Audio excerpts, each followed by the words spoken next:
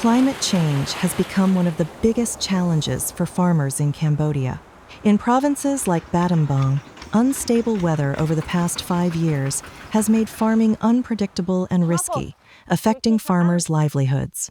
Vegetable prices rise and fall without warning. At the same time, extreme heat, irregular rainfall, and pest outbreaks are damaging crops more frequently. This has pushed farmers to adapt, shifting from traditional methods to what they call smart farming. One lady, farmer in Battambang, is among many who have adopted these new methods. មូលហេតុដែលខ្ញុំដាំដំណាំដូររហូតហ្នឹងវាមាន3គឺទី1ពាក់ព័ន្ធនឹងទីផ្សារអាចនឹងឡើងថ្លៃតំណែងមួយនេះឡើងថ្លៃចុះថ្លៃហើយទី2ពាក់ព័ន្ធនឹងការដូរអាកាសធាតុហ្នឹងហើយអាចភ្លៀងធ្លាក់ឬក៏ក្តៅខ្លាំងពេកឬក៏អីចឹងទៅអាចឲ្យដំណាំយើងខូចដែរហើយដំណាំខ្លះវាអាចធន់ចាហើយមួយទៀតពាក់ព័ន្ធជាមួយយើងបើយើងដាំដដែលដំណាំយើងអត់ល្អវានឹងអាចមានរោគច្រើនហើយនឹងអាចងាប់ច្រើនខូចច្រើន Smart farming helps reduce risks and protect farmers' income. Farmers did not learn these methods overnight. They gained new techniques through training, hands-on practice, and collaboration within their communities. តាំងពីគម្រោងមិនតាន់បានចូលមកយើងខ្ញុំដាំវាទម្លាប់តាមធម្មតាអញ្ចឹងទៅណាបាទតាមដូចតាមបុរាណអញ្ចឹងទៅក្រោយមកក៏មានយើងបានខាងគម្រោងនឹងគាត់ចូលមកគ្រប់គ្រងជាមួយនឹងកសិករយើងក៏យើងអាចកែប្រែជីវភាពយើងបានមួយកម្រិតដែរការដាំស្ពៃនេះយើងមានតំណក់ទឹកនេះខាងគម្រោងយើងអុកហ្វាមនឹងគាត់ឲ្យតំណក់ទឹកនេះហើយនឹងអាចច្បាយគ្របរងនេះគឺខាងគាត់ឲ្យខ្ញុំថាទៅយកបូមទឹកធំនោះហើយយើងប្រើជីប្រើអីយើងប្រើជីកប៉ុសដាក់តាមទឹកមកវិញនោះទេដាក់តាមពីម៉ាស៊ីននោះតែឡើងម៉ូទ័រមកឡើងស្មែសាឡាមកយើងវាតក់តាមរុនហ្នឹងតាម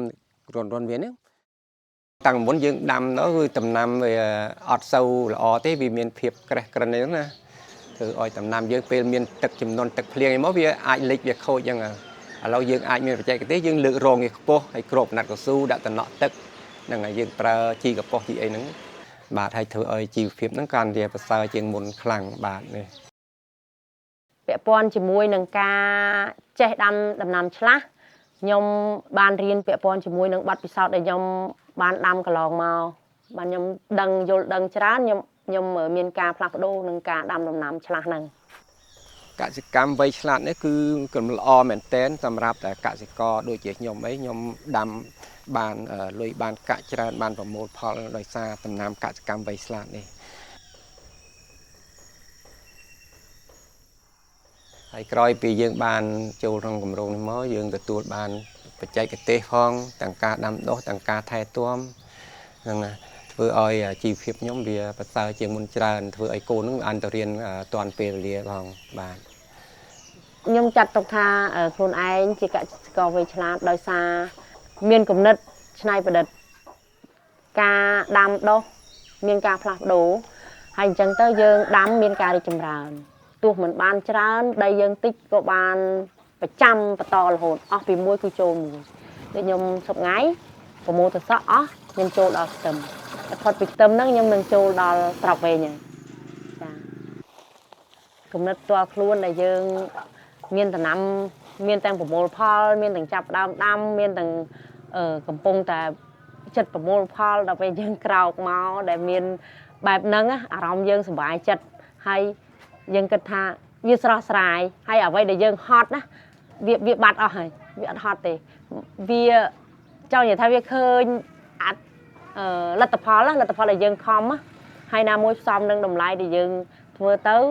តម្លៃវារៀងគ្រាន់ណាយើងសប្បាយចិត្ត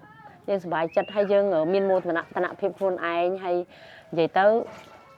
ក្រោកឡើងមកស្រស់ស្រាយ